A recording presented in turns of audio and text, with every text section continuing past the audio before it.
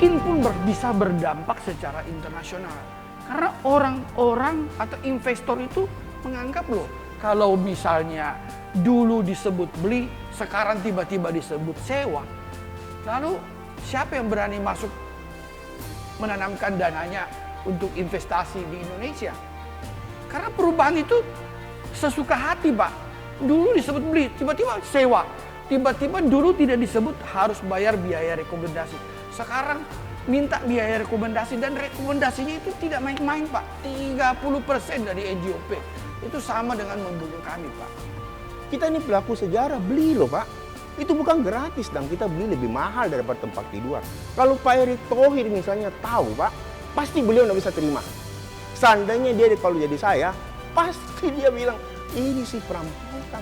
Dan sampai hari ini 200-an perusahaan bisa bertahan. Bahkan ada yang bertahan sampai PHK. Kalau saya pribadi Pak, tidak ada PHK. Kita berdarah-darah kita lakukan. Tapi ini sekarang mungkin kata Bung Karno benar Pak. Dulu jelas lawan kita siapa. Tapi akan datang lawanmu siapa. Bangsa sendiri bisa. Jadi saya yakin Pak Erick Thohir dengan prestasinya yang begitu besar di samping Garuda. Seluruh BUMN keuntungan 124T. Mungkin Kima yang begini kecil tidak sampai ke beliau. Tapi ini kan penting Pak. Karena kawasan industri 30 tahun yang lalu tanpa kami semua, Kima tidak ada hari ini.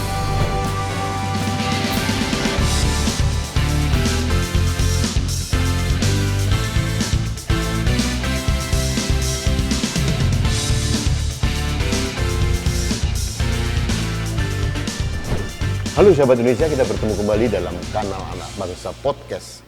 Sahabat Indonesia mungkin masih ingat beberapa bulan yang lalu kanal Anak Bangsa secara berturut-turut mengangkat permasalahan di kawasan industri Makassar yang dikelola oleh BUMN namanya PT Kima.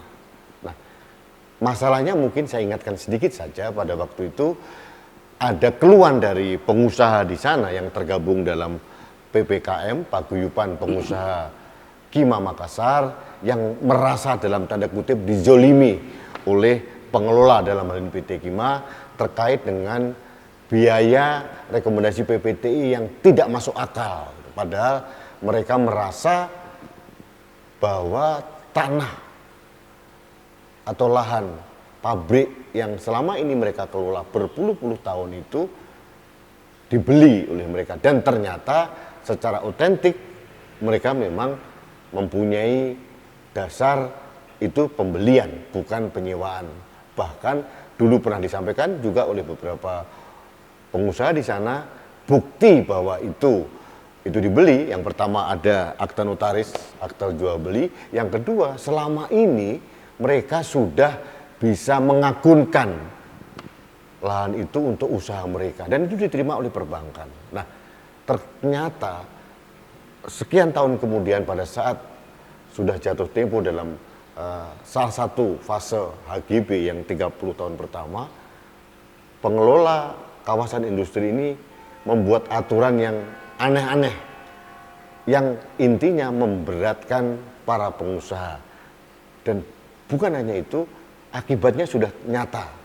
Ada beberapa perusahaan yang kolab, bangkrut, dan bahkan perusahaan asing itu sudah cabut dari kawasan itu. Nah, sebelum kerusakan ini semakin parah, para pengusaha yang tergabung dalam PPKM ini mencoba bersuara berkali-kali. Tapi ternyata suara mereka seperti bergema di ruang hampa. Direspon sesaat oleh PT Kima dan dari manajemen Kementerian BUMN, tapi tidak ada tindak lanjutnya. Untuk itu mereka kembali saya ajak untuk diskusi lagi mengapa hal ini terjadi. Beberapa hari yang lalu tiba-tiba ada semacam perhelatan besar dari kelompok PPKM ini sedang bertemu, dan saya tidak tahu membahas tentang apa. Untuk itu saya akan perkenalkan kepada Anda dua orang narasumber saya. Ini adalah dedengkotnya atau pimpinan dari Paguyuban Pengusaha Kima Makassar. Yang pertama Pak Jimmy Gautama, oke. Yang kedua Pak Robin. Nah, Pak Jimmy ketuanya, ini wakil ketua. Wakil ketua. Nah, Pak, ini sudah kesekian kali kita bicara. Gitu. Betul, Mas. sekali. Tiba-tiba saya mendapatkan informasi Siap. bahwa ada lebih dari 40 pengusaha yang tergabung dalam PPKM. Siap. Artinya tiba-tiba bertemu gitu loh. Bahkan dihadiri oleh Ketua DPRD Kota Makassar. Siap, Mas. Ada apa dan dalam rangka apa gitu, Mas Jimmy? Jadi ini pertemuan itu sebenarnya mereka mau menanyakan kepada saya hasil pertemuan ya dengan HKII, Himpunan Kawasan Industri Indonesia. Jadi bulan lalu saya diutus oleh PPKM ini untuk ke Jakarta di Kuningan menghadap ke kantor HKII, Himpunan Kawasan Industri Indonesia. Mereka ingin menanyakan, Pak, kenapa tanah mereka yang dulu mereka beli tiba-tiba sekarang bisa disebut tanah mereka itu disewa. Jadi saya berhubungan dengan HKI dan dipersilahkan untuk hadir dan membawa data-data. Ya, jadi pada waktu itu saya bertemu mereka, saya memperlihatkan data-data laporan keuangan daripada PT Kima yang dimasukkan ke dalam Google. Ya, kami perkirakan ya, tanda kutip, ini sudah dilaporkan juga ke BPK sebagai auditor negara. Ya, di dalam laporan tersebut saya sudah memperlihatkan kepada Himpunan Kawasan Industri Indonesia bahwa ini bukti, Mas, bahwa ini di dalam laporan audit manajemen Kima di tahun 2017 di sana jelas tertulis penjualan tanah industri. Ya. Ya. Kemudian ada lagi 2018 Ada penjualan juga. ditulis juga penjualan tanah industri. Ya. Yang ketiga 2019 juga ditulis penjualan tanah industri. 2020 sama, Pak, tetap disebut penjualan tanah industri. Nah, oke, saya potong dulu. Berarti kalau sampai tahun 2020 ada laporan kepada negara dalam bentuk laporan keuangan, ada proyeksi pemasaran, itu ada penjualan. Betul, Mas. Artinya tahun 2020, 2019 dan seterusnya sampai Bapak ini membeli tanah Betul, Mas. di Kima, memang sudah terbukti jelas bahwa itu pembelian. Betul, Mas. Begitu ya? Betul, Nah, Mas. ada dikuatkan juga dalam akte ini kan sudah. Betul, Mas. Dan Pak Robin benar ya, begitu ya? betul, Nah, Mas. kemudian yang tadi saya bilang ternyata juga Bapak juga mengakunkan di bank juga. Betul, Mas. Oke. Oke, itu satu hal. Jadi tiba-tiba kemudian tahun 2022 ini atau 2021 mereka menganggap bahwa Bapak yang membeli tanah ini Betul, Mas. seperti penyewa begitu ya. Betul, Mas. Jadi itu suara-suara yang kemarin kita suarakan tuh belum ada respon yang positif. Belum, Pak, karena saya tidak tahu ya kesibukan daripada menteri-menteri atau presiden itu sampai bagaimana ya. Coba pada waktu pertemuan itu pun saya memperlihatkan lagi bukti lain, Pak. Yaitu adalah HGB saya. HGB itu jelas tertulis itu bekas hak pakai pengelolaan tanah industri. XHPL. Ya, SHPL. Tertulis dalam itu ya. Tertulis dalam itu, Pak. Jadi saya memperlihatkan kepada HKI 3 sertifikat yang tiga-tiganya tertulis XHPL. Itu membuktikan bahwa itu jual beli. Kemudian saya juga memperlihatkan PPTI kami di dalamnya tertulis jual beli. Ada 3 PPTI saya perlihatkan yang menulis jual beli. Kemudian ada lagi akte notaris juga menulis jual beli. Jadi saya memperlihatkan mereka jual beli, Pak. Baik, sahabat Indonesia, PPTI itu saya ingatkan aja adalah perjanjian penggunaan tanah industri. Singkatannya PPTI itu digunakan dalam perjanjian bagi pengelola kawasan industri kepada para investor yang ada di sana. Itu mereka pakai istilah PPTI. Oke, lanjut, Mas. Ya. Dan selanjutnya saya juga memperlihatkan ini ada iklan daripada PT Kima sendiri menulis tanah yang dijual pada waktu 28 Juni 2004 di surat kabar Fajar. Mereka memasukkan ke dalam surat kabar bahwa tanah akan dijual 150.000 dan akan naik menjadi 200.000. Kemudian yang menguatkan lagi ya, di dalam NJOP nilai jual objek setempat pada waktu itu 36.000 Mas. Kalau 36.000 bisa terjual 150.000, 200.000, berarti 4 sampai 5 kali. Jadi kalau itu tertulis begitu tidak mungkin disewa Pak. Biasanya sewa itu ya sekitar 3% daripada NJOP. Nah. Ini malah di atasnya 5 kali Pak.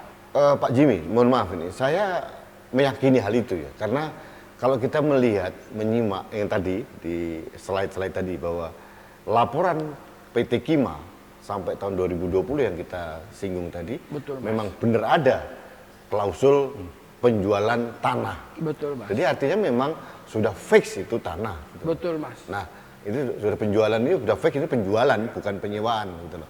Yang jadi problem sekarang adalah ketidakpastian hukum peraturan yang diterapkan oleh BUMN ya untuk menerapkan biaya rekomendasi itu. Nah, saya tolong diingatkan sedikit Pak Jimmy. Pada waktu Bapak ini menjadi investor awal gitu ya. Memang masa HGB kan 80 tahun. Betul, Tapi kan Mas. dibagi 3 klaster. 30 Betul. tahun, 20 tahun, 30. Nah, Betul. dalam masa perpanjangan 30 ke 20 ini, waktu itu janjiannya itu apakah memang harus dikenakan biaya sebesar apa atau bagaimana? Janji awalnya dulu. Tidak ada perjanjian sama sekali Mas. Jadi pada waktu itu ya cuma kita mengertinya perpanjangan itu ya seperti biasa aja perpanjangan HGB yang disetor ke negara. Itu sekitar 1-2% lah. Nah, itu yang kita ngertinya di situ Mas. Kalaupun mungkin karena ini kawasan industri, mungkin ada biaya rekomendasi, itu mungkin bisa saja ya, tapi dengan angka yang sangat masuk akal gitu. Betul Mas. Tidak dengan 30% dari NJOP itu Betul. bukan biaya rekomendasi, itu udah pemerasan gitu. Betul Mas. Jadi yang Pak Jimmy sampaikan dulu, saya menyimak banget waktu sebelum kita diskusi ini, dan kita menyimak yang apa yang dikatakan oleh teman-teman yang lama bahwa Bapak ini merasa tertipu gitu. Betul Mas. Betul. Penjelasannya apa ini tertipu ini? Jadi saya lanjut dulu ya, Ya. di pertemuan HKI itu ya. Jadi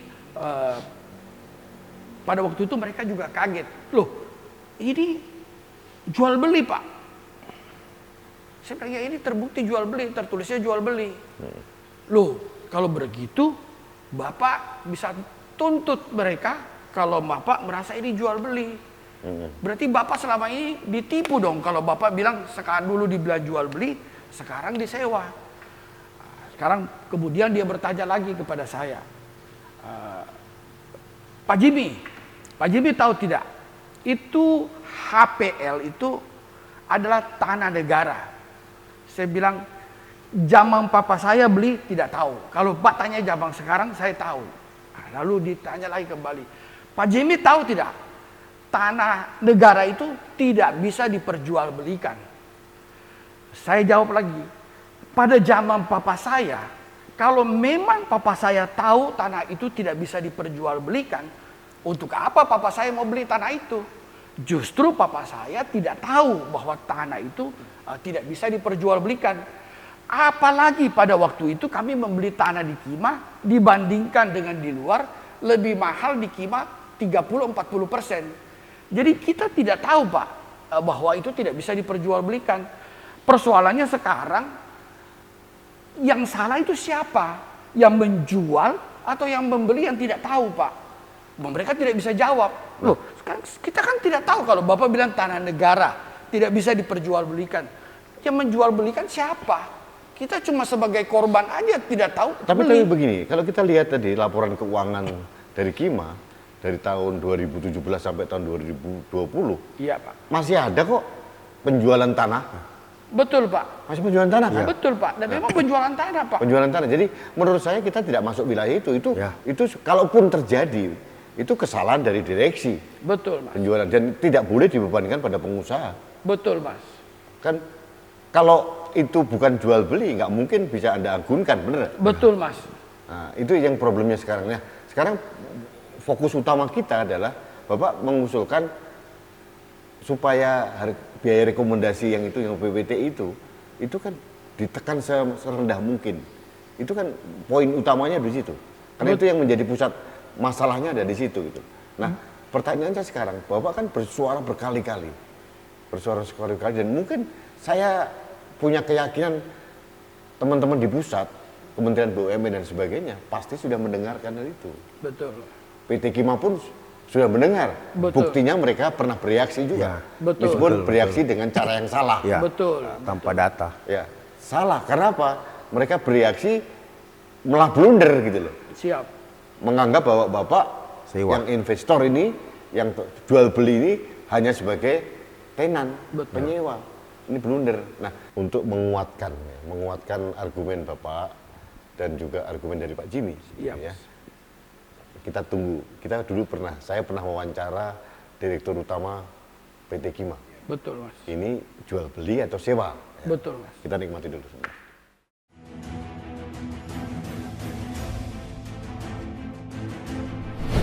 Jual beli, Pak.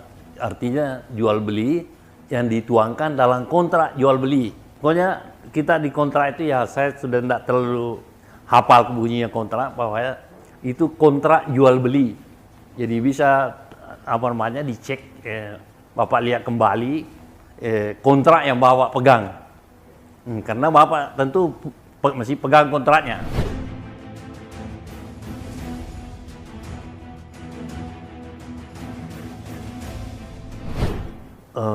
Tidak pernah terlintas itu, menetapkan itu.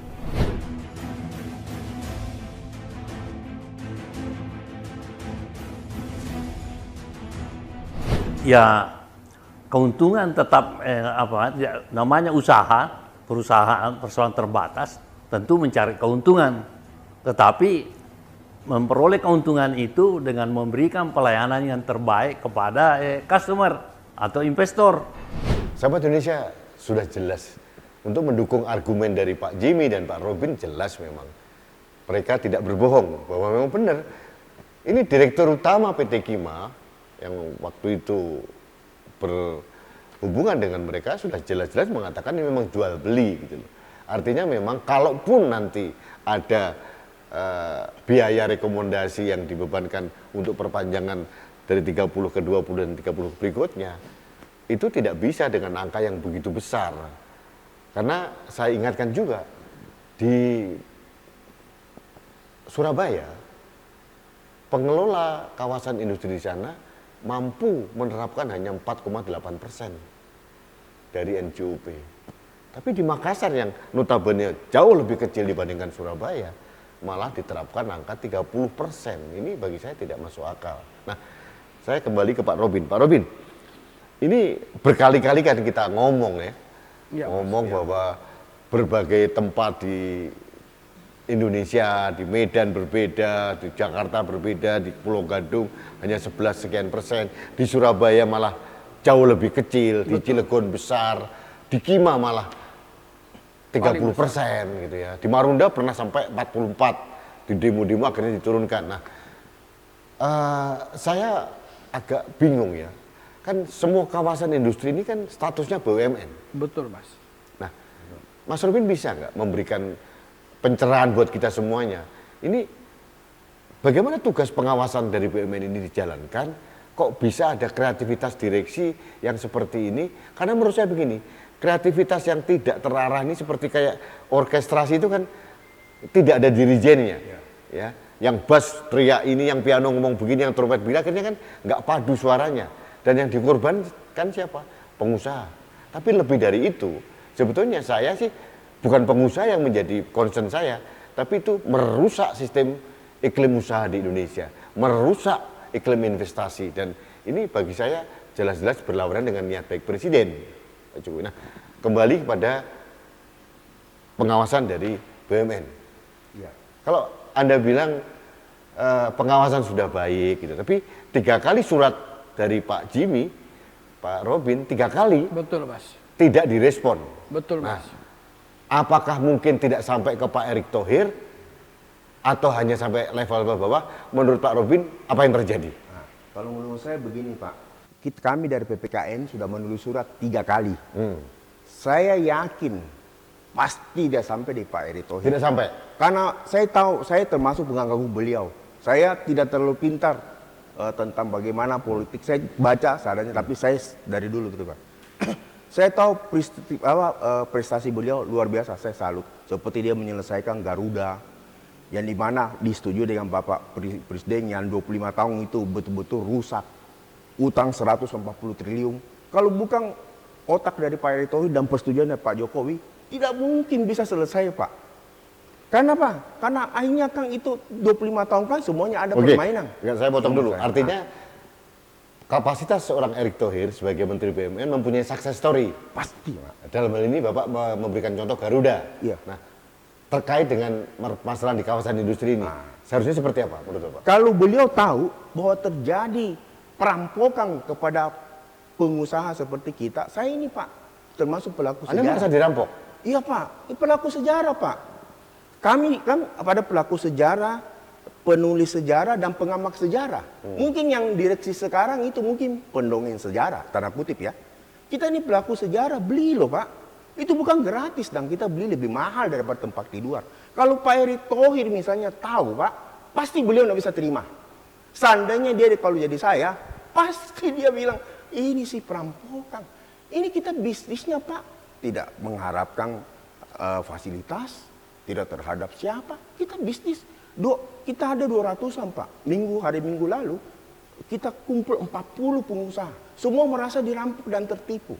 Semua merasa Dirampok dan tertipu. dirampok dan tertipu. Masa barang sudah dibeli, sekarang kita malah diperas. Nggak bisa kan? Kalau Pak Erick Thohir tahu, saya yakin pasti beliau bertindak. Saya yakin.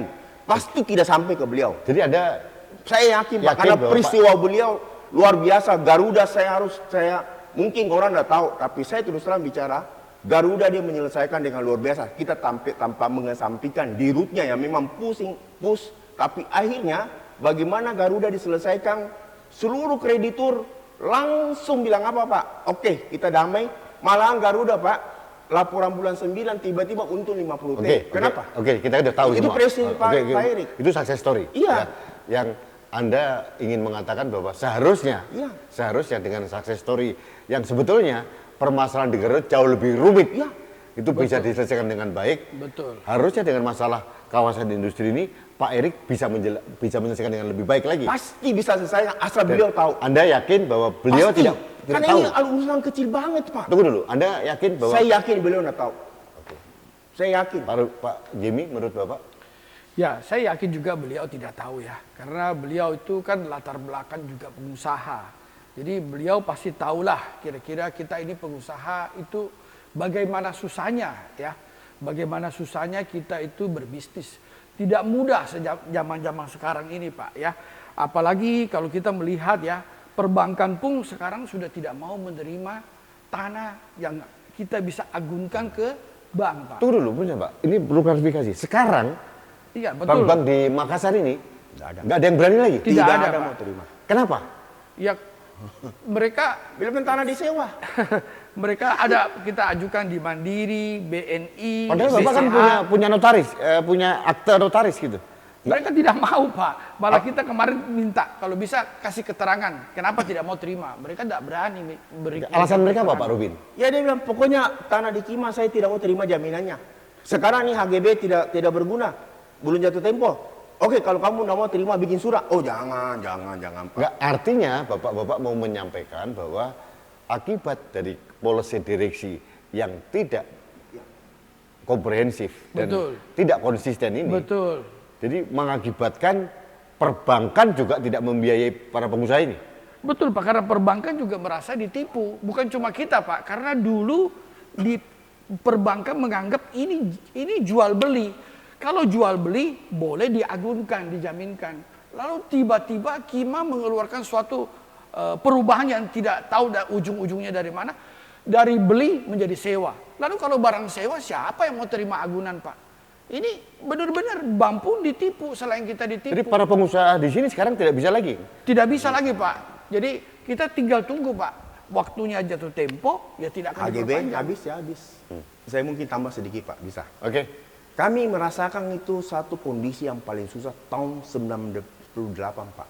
Itu di mana Pak? $1 1 US 2.000, tiba-tiba jadi 16.000. Itu Pak, kami melewati itu dan kami berhasil lewati. Ya itu pun kita harus bicara, Indonesia pun ditolong dengan Tuhan. Karena tidak bisa Pak, negara mana yang dari 2.000 US tiba-tiba jadi 16.000, itu kalau bukan belas kasihan Tuhan, kita ambruk Pak. Tapi kita lewati. Tapi terakhir di sini kita dihantam lebih tidak masuk akal lagi. Kita lewati itu, kita bersyukur Pak. Dan sampai hari ini 200-an perusahaan bisa bertahan. Bahkan ada yang bertahan sampai PHK. Kalau saya pribadi Pak, tidak ada PHK. Kita berdarah-darah kita lakukan. Tapi ini sekarang mungkin kata Bung Karno benar Pak. Dulu jelas lawan kita siapa. Tapi akan datang lawanmu siapa.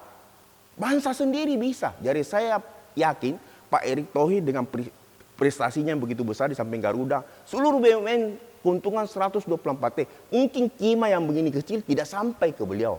Tapi ini kan penting Pak. Karena kawasan industri 30 tahun yang lalu tanpa kami semua Kima tidak ada hari ini. Dan ini kalau tidak begitu Pak, kapan terjadi pemerataan? Seperti saya bicara Pak, sila kelima, keadilan sosial bagi seluruh rakyat Indonesia. Bukan keadilan sosial bagi sebagian rakyat. Atau bagi keadilan sosial hanya bagi perusahaan yang besar atau yang di Jawa. Kita di Makassar, tidak ada orang Makassar tidak tahu Kima. Mungkin orang Jakarta tidak ada yang tahu Pak. Itulah tugas bagaimana pemerataan, keadilan sosial. Oke. Dan satu lagi Mas, saya mau tambahkan, kalau perbankan menghentikan total itu pembiayaan, itu semua pabrik akan pailit Pak. Kolab. Akan kolab. Dan dampaknya PHK Dampaknya juga. PHK itu. besar-besaran Pak. Dampaknya PHK besar-besaran. Kima ada berapa perusahaan? 200-an. 200-an Pak. Ya. Kalau kita rata-rata 500 orang itu 100 Ya ribu. 100-an ribu. Ya. Belum istrinya, belum anaknya. Jadi dampak sosialnya besar Dampaknya sekali. besar sekali Pak. Yang saya selalu mengatakan Pak Jimmy, Pak Robin bahwa ini bukan sekedar kecerobohan dari direksi PT Kima, tapi akibatnya ini, dampaknya ini. Yang pertama, iklim usaha jadi hancur, Bapak-bapak mengalami kan, tidak disupport oleh perbankan. Betul. Nah, kemudian yang kedua, iklim investasi juga semakin drop. Betul. Karena investor juga tidak mau masuk karena tidak ada kepastian hukum. Terbukti perbankan aja nggak mau, apalagi orang asing. Betul. Nah, gitu. Dan yang ketiga ini adalah dampak sosial. Ada kemungkinan ada PHK ini. Dan ini kan harus kita hindari. Apalagi Pak Robin, Pak Jimmy menjelang tahun politik. Ya. Nah, ini kan sangat rawan gitu loh. Nah, Betul. untuk itu saya minta solusi Pak. Saya tidak mau berdebat panjang karena kita sudah berbicara Kita sering udah sekali. 4 kali. Yang Anda inginkan konkret sesuai dengan amanah yang dibebankan kepada Anda sebagai ketua PPKM dari hasil musyawarah besar dari anggota PPKM apa? Ya, kalau dari para pengusaha sebenarnya kalau misalnya diminta untuk biaya rekomendasi itu untuk membantu perputaran dari Kima, sebenarnya kami juga ikhlas Pak. Cuma tolong juga perbandingan yang diberikan itu adil lah. Masuk akal. Masuk akal. Kalau Surabaya kota nomor 2 bisa 4,8, ya Makassar kota keberapa Pak? Kota keempat, kota kelima. Perputaran uang di Makassar dengan di Surabaya itu jauh sekali Pak. Tapi begini Pak Jimmy, saya agak sedikit tadi. Makassar juga bagi saya sentral juga. Ini hub untuk Indonesia Timur loh Pak. Ya, Betul. Jadi ini bagi saya juga menjadi indikator. Betul. Kalau di Makassar collab itu mempengaruhi perekonomian di Indonesia Timur loh. Betul. Jadi harus diperdulikan. Oke, lanjut. Dan yang paling penting juga, ini berdampak secara nasional Pak. Mungkin pun bisa berdampak secara internasional.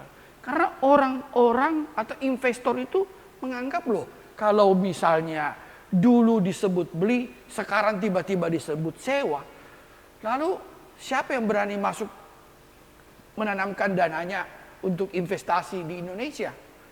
Karena perubahan itu sesuka hati Pak. Dulu disebut beli, tiba-tiba sewa.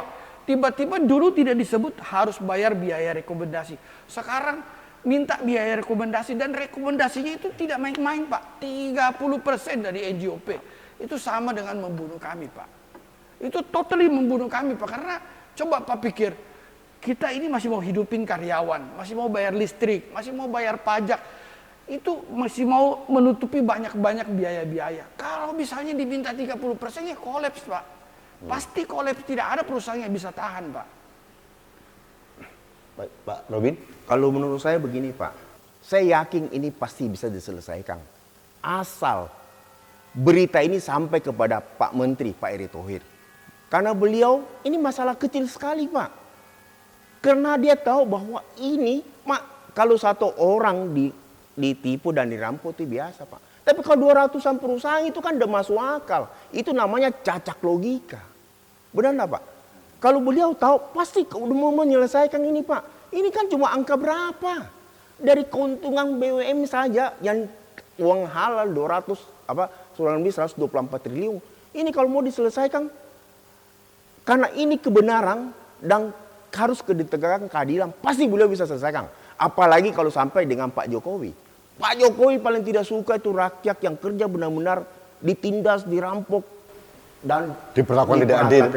Itu satu. Karena sekarang kita kan sekali lagi menguatkan apa Pak? Pancasila kan? Pancasila ini sila kelima betul-betul dilanggar Pak.